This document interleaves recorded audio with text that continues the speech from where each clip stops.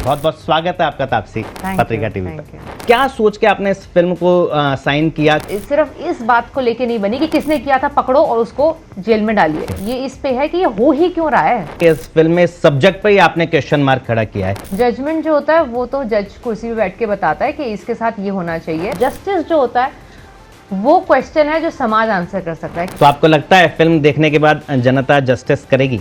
मेरी उम्मीद इतनी है कि बात होनी शुरू होगी इस सब्जेक्ट में कि ये हो ही क्यों रहा है, तो आई थिंक ये बहुत बड़ी विक्ट्री होगी हमारे लिए। खबर ज्यादा इम्पैक्ट करती है या फिर फिल्म? दोनों।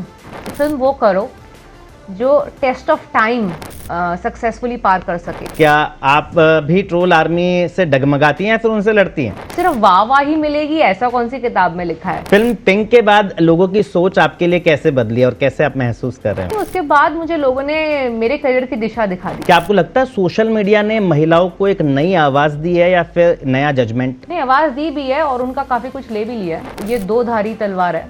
ऑफ स्क्रीन तापसी कैसी है जिसे लोग कम जानते हैं? वो कम ही जाने बेटर है। नमस्कार, खास मुलाकात कार्यक्रम में आपका स्वागत है। मैं हूं आपके साथ दर्श शर्मा। आज आपकी मुलाकात एक ऐसी शख्सियत से करवा रहे हैं जिन्होंने अपने अभिनय की कला से ना सिर्फ आपके दिल पर राज किया है बल्कि हर एक फिल्म के साथ आपको एक ऐसा स्ट्रॉन्ग मैसेज देके जाती है कि फिल्म देखने के बाद आप सोचने पर मजबूर कर देते हो। जी हाँ, बिना वक्त गवाए आपकी मुलाकात करवाते हैं सुपरस्टार तापसी पन्नू से। बहुत बहुत स्वागत है आपका तापसी पत्रिका टीवी पर। 20 फरवरी को फिल्म आ रही है 80। सबसे पहले तो फिल्म के बारे में बताएं और आपका किरदार इस फिल्म में किस तरह का है? जी, एक फिल्म के बारे में तो इतना ही बता पाऊंगी अभी रिलीज से पहले के कोर्ट रूम ड्रामा है और मैं एक लॉयर का किरदार निभा रही हूँ और इस फिल्म के अंदर जज की सीट पे बैठेगी जनता, जिनसे मैं बात करूँगी एज ए लॉयर, जिनके सामने मैं अपनी दलीलें रखूँगी और उनको पूछूंगी कि कहाँ हम गलत जा रहे हैं एक समाज के तौर पे, क्योंकि मुझे नहीं लगता कि इस फिल्म में जस्टिस और जजमेंट बिना जनता की इन्वॉल्वमेंट के मिल सकती है इस मुद्दे को।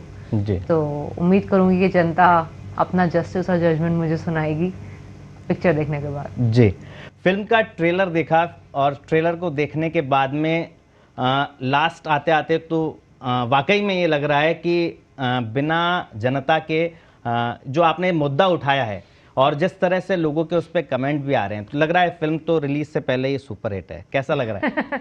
जी, वो बहुत जनता ऐसी काइंड होती है कि वो ट्रेलर के इम्पैक्ट से इंस्टेंटली आपको बहुत वाहवाही देती है। मैं जब से पिक्चर का ट्रेलर जनता ने देखना शुरू किया है, मुझे काफ़ी मैसेजेस आए हैं। हालांकि पहले 10 दिन हमने सिर्फ थिएटर की जनता को बॉर्डर 2 के साथ ये ट्रेलर दिखाया था, हमने डिजिटली रिलीज़ ही नहीं किया, पर उसमें भी लोगों का रिएक्शन ऐसा था कि उन्होंने शायद वो ट्रेलर देखा, उन्होंने बॉर्डर 2 देखी, वो निकले बाहर, उसके बाद उन्होंने समय निकाल के मुझे मैसेज किया कि आपका वो ट्रेलर देखा था जी, और वो हमें बहुत अच्छा लगा।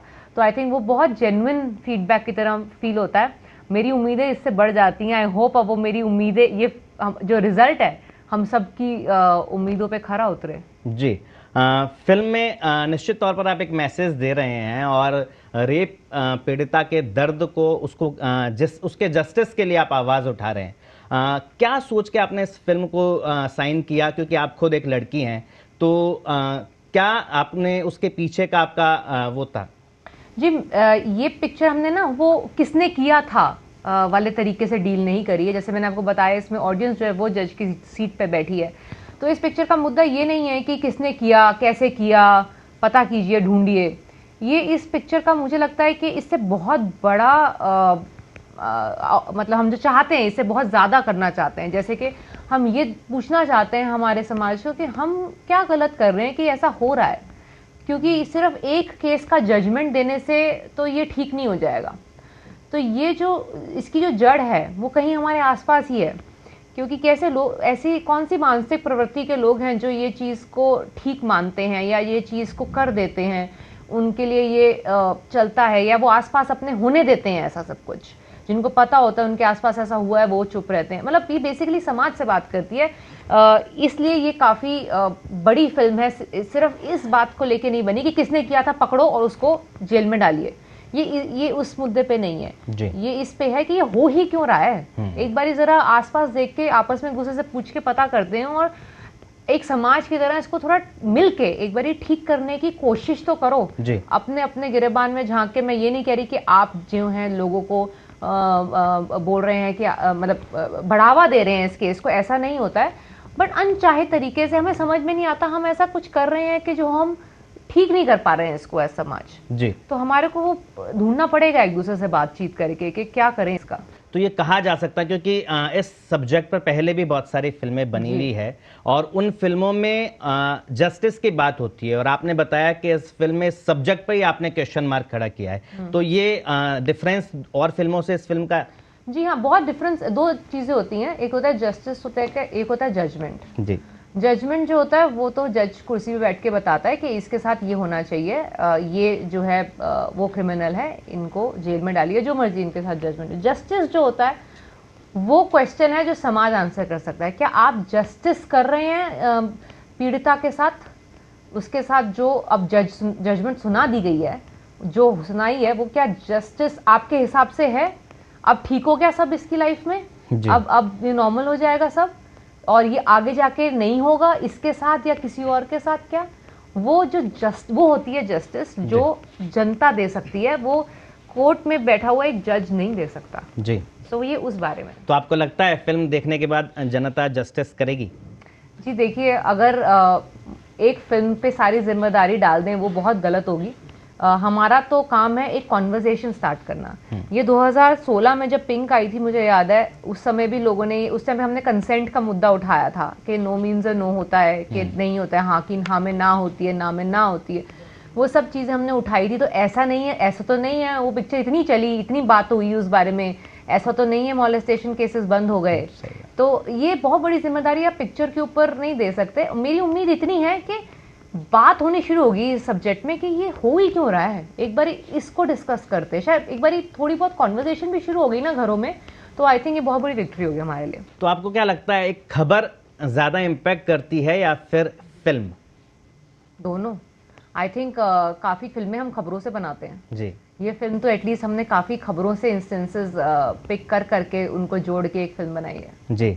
अनुभव सिन्हा के साथ में आपकी ये तीसरी फिल्म है और उनकी हर एक फिल्म समाज को एक मैसेज दे के जाती है और आपकी भी फिल्म हर एक फिल्म एक मैसेज दे रही है। क्या केमिस्ट्री, दोनों का थॉट प्रोसेस एक जैसा ही है या फिर? जी, जो पिक्चरें साथ करते हैं ऑब्वियसली तो थॉट प्रोसेस एक होता ही है, तभी कर पाते हैं, नहीं तो पता नहीं वो शायद पिक्चरें कैसी बनती और बनती तो शायद जनता को नहीं जमती अगर थॉट प्रोसेस उनको लेके सेम नहीं होता तो। और एक तरीके से प्रोफेशनल रैपो हो जाती है। एक बारी फिल्म में काम किया, लगा कि हाँ एक दूसरे के साथ दोबारा काम कर सकते हैं, थोड़ा ईज, थोड़ा कंफर्ट बन जाता है। तो इस वजह से आसान होता है एक दूसरे को ट्रस्ट करना, क्योंकि फिल्म मेकिंग जो होता है ना एक टीम स्पोर्ट होता है जी। उसके अंदर आप अकेले पिक्चर को सक्सेसफुल नहीं बना सकते, आपको अपने टीम के बाकी जो हिस्सेदार होते हैं, जो भागीदार होते हैं, वो ऐसे चूज करने पड़ेंगे जो आपके पर्सपेक्टिव को सही दिशा में साथ में आगे लेके बढ़ना चाहते हैं। तो एक वो टीम इकट्ठी करनी ना बहुत इंपॉर्टेंट हो जाती है हर एक के लिए, डायरेक्टर के लिए भी और एक्टर के लिए। तो आई थिंक मैं उनकी टीम का हिस्सा हूँ, वो मेरी। जी। काफी सीनियर डायरेक्टर हैं और आपका, क्योंकि आप बता रहे हैं तीसरी फिल्म है, तो कुछ ऐसा चीज है वो सीखने को, क्योंकि हर फिल्म में कुछ ना कुछ सिखाती है, तो अनुभव सिन्हा क्या सिखा रहे हैं? उनसे तो मैं फिल्म जरूरी नहीं है फिल्म के दौरान की कॉन्वर्जेशंस और एक्सपीरियंसेस से सीखूं, मैं उनसे जनरली, क्योंकि वो काफ़ी वेल रेड इंसान है, बहुत किताबें पढ़ते हैं, पिक्चरें देखते हैं दुनिया जहाँ की, बहुत अवेयर हैं, तो इस वजह से उनसे काफ़ी अलग अलग तरह के दृष्टिकोण समझने को मिलते हैं मुझे। तो मुझे फिल्म मेकिंग के मामले में स्पेशली एक चीज़ मैंने उनसे ये सीखी है कि फिल्म वो करो जो टेस्ट ऑफ टाइम सक्सेसफुली पार कर सके। यानी कि ये नहीं कि आज बनाई, हिट हो गई, आपने पैसे कमा लिए, सबने पैसे कमा लिए, चलो आगे बढ़ो, आगे बढ़ो, तो 4 साल के बाद, 2 साल के बाद लोग भूल ही गए कि अच्छा कौन सी पिक्चर क्या क्या किया था, अच्छा वो क्या था उसका। इससे बेहतर है वो पिक्चर करो जो आज से कितने भी साल बाद दोबारा देखी जाए तो रेलेवेंट रहे, या आपको तब भी अच्छी लगे पिक्चर, तब भी देख के लगे कि वाह क्या पिक्चर बनाई थी, वो होती है असली पिक्चर। ये मुझे उनसे सीखने को मिला। जी। पहले अक्सर ये लोग सोचते हैं कि फिल्म हिट होने की गारंटी एक्टर है, और आपने इस गारंटी को तोड़ा है और एक्ट्रेस एक अकेली फिल्म में चला सकती है, ये एक मैसेज भी आपने दिया है। आपकी फिल्म में महिला किरदार इतने स्ट्रांग क्यों होते हैं? वो तो डायरेक्टर और राइटर से पूछना पड़ेगा कि वो मेरे पास ही क्यों लेके आते हैं ऐसे वाले किरदार। बट मुझे एक्चुअली ये लगता है कि बहुत बड़ी ये गलत धारणा है जनता को कि अगर लगता है कि किसी एक एक्टर या एक्ट्रेस की वजह से पिक्चर चल रही है। अगर मेरी माने, मेरी सीख 15 साल में पिछले इंडस्ट्री की ये है कि कोई भी फिल्म इस वजह से नहीं चलती कि उसका एक्टर या एक्ट्रेस जो लीड में है उन्होंने अच्छा काम किया। ये एक टीम स्पोर्ट है, जैसे मैंने आपको बोला। कई भागीदार आपको सामने दिखते हैं स्क्रीन पे, कई नहीं दिखते हैं। तो ये सब हमारी इक्वली मिली जुली क्रेडिट है, हमारा मिला जुला क्रेडिट है। जो सिर्फ एक्टर का शक्ल दिखती है इसलिए आप उसको सारा दे देते हैं, बट ऐसा होता नहीं है। ये अगर मेरा डायरेक्टर, प्रोड्यूसर, सब कोई डीओपी से लेके मेरे सारी जो टीम है, अगर अपना बेस्ट नहीं देते तो वो पिक्चर नहीं हो पाती हिट।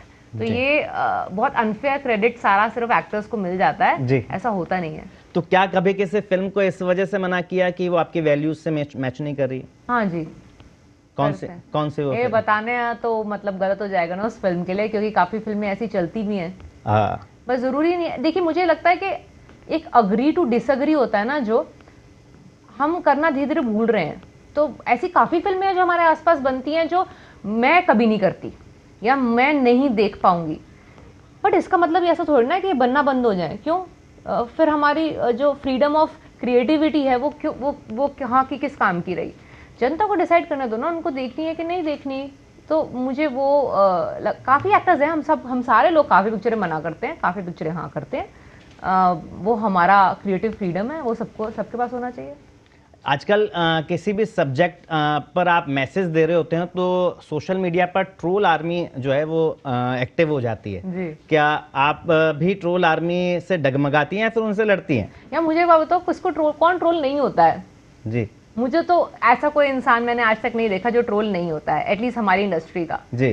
तो हमारा तो ये काम का हिस्सा है, हम तो आए दिन ये देखते ही रहते हैं। ये हमने जब डिसीजन लिया पब्लिक फिगर होने का, तो ये हमारा साथ में आता है। उसके सिर्फ वाह ही मिलेगी ऐसा कौन सी किताब में लिखा है? और परेशानी तो किसी ना किसी, मैंने जैसे कि भगवान भी सबको खुश नहीं कर पाए, तो हम तो फिर भी तुच्छ इंसान हैं। फिल्म पिंक के बाद लोगों की सोच आपके लिए कैसे बदली और कैसे आप महसूस कर रहे हो? आई थिंक उसके बाद मुझे लोगों ने मेरे करियर की दिशा दिखा दी जी। मैं ये उनको बहुत बड़ा क्रेडिट अपनी जनता को देती हूँ। ये मैंने नहीं चुना था कि मैं ऐसे वाली फिल्में करूंगी जिसके अंदर जो लोगों के साथ रहे पिक्चर खत्म होने के बाद भी, जो उनको सोचने में मजबूर करे। मैंने ऐसा कुछ सोच समझ के अपनी पहले से नहीं मैंने डिसाइड किया था। ये पिंक के बाद कुछ 1-2 पिक्चरें मैंने और करी, उसके बाद मुझे ऐसा लगने लग गया कि अब ये एक्सपेक्टेशन है जनता की कि अगर मेरी पिक्चर होगी तो वो कुछ ना कुछ दिमाग लगाने वाली पिक्चर और थोड़े से कुछ गहरी बात कह जाने वाली पिक्चर होनी चाहिए। तो वो मुझे जनता ने मार्गदर्शित किया जी। क्या आपको लगता है सोशल मीडिया ने महिलाओं को एक नई आवाज दी है या फिर नया जजमेंट? नहीं, आवाज दी भी है और उनका काफी कुछ ले भी लिया है। हाँ। ये दो धारी तलवार है जो आपको दे भी देती है कुछ, एक आवाज दे भी देती है और आपसे काफी कुछ, आपका फ्रीडम इन टर्म्स ऑफ आपको जजमेंट के लिए खुला प्लेटफॉर्म भी दे देती है। अब आप चाहो ना चाहो आपको लोगों की गालियां सुननी ही पड़ेंगी, उनके जजमेंट सुनने पड़ेंगे। तो ये सोशल मीडिया का, जैसे मैंने बताया, पार्ट एंड पार्सल है जी। हम बॉलीवुड में नंबर गेम और कैंप कल्चर को आप किस तरह से देखते हैं? जिस तरह से बाकी इंडस्ट्री में होता है जी। कौन सी इंडस्ट्री, कौन सा बिजनेस जो है बिना नंबर के चलता है? ना आपका ना मेरा जी। तो वो ये भी ऐसे चलता है। कौन सा इंडस्ट्री है जिसके अंदर कैंप नहीं होता कि ये जो लोग हैं ये आपस में काम करके ज्यादा कंफर्टेबल हैं, खुश हैं, तो उनका कैंप है। तो जैसे बाकी इंडस्ट्रीज में होती है गुटबाजी, हमारे यहाँ भी होती है जी। ऑफ स्क्रीन तापसी कैसी है जिसे लोग कम जानते हैं? उनको कम ही जाने बेटर नहीं, देखिए, मैं ऑफ स्क्रीन मेरी बहुत एक रेगुलर ही कह लीजिए, मेरी डेफिनेशन में तो बहुत रेगुलर लगती है मुझे। मेरी जिंदगी है जिसको मैं ऑफ स्क्रीन ही रखना चाहती हूँ, क्योंकि अगर मैंने वो भी स्क्रीन के सामने मैं ले आई तो मेरी ग्रोथ रुक जाएगी एज अ ह्यूमन बीइंग। मेरे को एक इंसानी तौर पे अपनी ज़िंदगी के एक्सपीरियंसेस से सीखना है, आगे बढ़ना है, जो मुझे लगता है कि मुझे तब मिलेगा अगर मैं एक रेगुलर तरह की ज़िंदगी भी जीऊँगी। सारी ज़िंदगी अपने 24 घंटे अपने आप को एक एज एन एक्टर और पब्लिक फिगर रख के नहीं जीऊंगी मैं। अगर मैं वैसे जिया मैंने अपनी ज़िंदगी, तो मैं ज़िंदगी में बढ़ नहीं पाऊंगी आगे, मुझे लगता है ऐसा। इसलिए मेरी एक लाइफ है जो बियॉन्ड फिल्म है। फिल्म जो है मेरा एक प्रोफेशन है, मेरा काम है, जैसे कि आपका होता है, सबका होता है। आप एक साल दिन के कुछ घंटे काम को देते हैं, उसके बाद घर आते हैं, अपनी फैमिली के साथ टाइम बिताते हैं। मेरा भी वही तरीका है। क्या आपको लगता है स्टारडम आजकल एक्टिंग से ज़्यादा पीआर पर टिका है? जी हाँ, पहले भी काफ़ी हद तक ही होता था, बट उस टाइम होता था कंट्रोल ज़्यादा नहीं हो सकता था। आजकल कंट्रोल ज़्यादा हो सकता है जी। आप कितना डिपेंड करता है आप कितना पैसे खर्च करना चाहते हैं उसके ऊपर जी। आपके पास जितने पैसे खर्च करने की लिमिट है, उतना बड़ा पीआर आपके लिए हो सकता है। जी। और जब चीज़ें आपके कंट्रोल से बाहर हो जाती है तो फिर तापसी खुद को कैसे संभालती है? अब आई थिंक अब वो आज से 10-12 साल पहले होता था कि वो हाथ पैर अब छटपटाने लगते हैं कि अरे ये मैंने जैसे सोचा था कैसे नहीं हुआ। आई थिंक कोविड के बाद मैंने अब काफ़ी चीज़ें जो है ना वो एक्सेप्ट करनी शुरू कर दी हैं कि आपके हाथ में कुछ भी नहीं कंट्रोल में नहीं होता है। आप जितना कंट्रोल करना चाहेंगे अपनी लाइफ को, रेत की तरह निकलती जाएगी। इसलिए बेटर है आप ज़्यादा कुछ कंट्रोल और प्लानिंग मत कीजिए, जो चल रहा है उसको स्वीकार कीजिए, अपनी ज़िंदगी अपने तरीके से जिए, क्योंकि कल का कुछ पता नहीं है जी। तो इसलिए मैंने अब ऐसे उसको कंट्रोल करनी अपनी लाइफ ज़्यादा बंद कर दी है। हाँ, मुझे तो लगता है जो तापसी फिल्मों में दिखती है दबंग, रियल लाइफ में भी दबंगी है। 20 तारीख को आपकी फिल्म आ रही है, आप दर्शकों को क्या मैसेज देंगे? मैं इतना कहूँगी कि अगर आप चाहते हैं कि आपका वैल्यू फॉर मनी मिले, आपके पैसा जितना टिकट पे लगा रहे हैं वो आपको कुछ ऐसी पिक्चर दिखाए जो आपको कहानी इन्वेस्टेड, मतलब आपको पकड़ के रखे, जकड़ के रखे 2-2.25 घंटे के लिए, आप उससे निकलें बाहर तो भी आपका मन करे कि उसके बारे में बात करते हैं कि ऐसा क्या हुआ था, वहाँ ऐसा क्यों दिखाया गया था, वो डिस्कशंस हो थोड़ी बहुत, तो ये पिक्चर ज़रूर देखिए। ये आपको एक जज की सीट पर बिठाएगी, आपको मौका मिलेगा खुद जजमेंट देने का। तो आई थिंक इस कारणवश आपको देखनी चाहिए पिक्चर। जी, तापसी बहुत बहुत धन्यवाद हमसे बातचीत करने के लिए। और हम चाहते हैं जिस तरह से ट्रेलर को प्यार मिल रहा है, फिल्म को भी मिले, और फिल्म देखने के बाद वाकई में जो आप एक सब्जेक्ट को उठा रहे हैं वो लोगों के ना सिर्फ दिल में उतरे बल्कि वो दिमाग पे भी चढ़े, ताकि ये मैसेज, इस तरह की फिल्में, इस तरह के सब्जेक्ट पर फिल्म बनाने की जरूरत ही ना पड़े। जी, थैंक यू सो मच ये बोलने के लिए।